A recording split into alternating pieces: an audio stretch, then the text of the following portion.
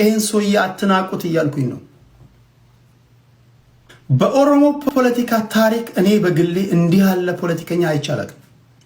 የዶክተር ሰናይ ልኬን ታሪክ አውቃለሁ። የኃይሌ ፊዳን ታሪክ አውቃለሁ። የነታደሰ ብሩን ታሪክ አውቃለሁ። የማኬሎን ታሪክ ታውቃለህ።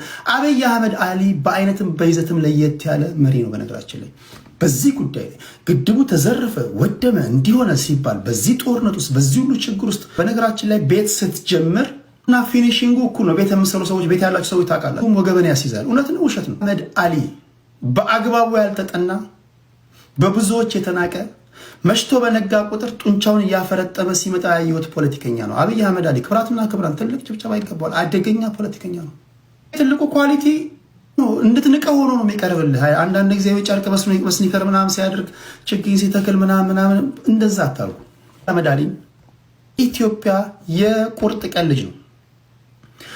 ምስጋና ይገባዋል። ክብራትና ክብራን ይህንን እነዚህ መንፈግ አይገባችሁም። እነዚህን ምስጋና መንፈግ አይገባችሁም።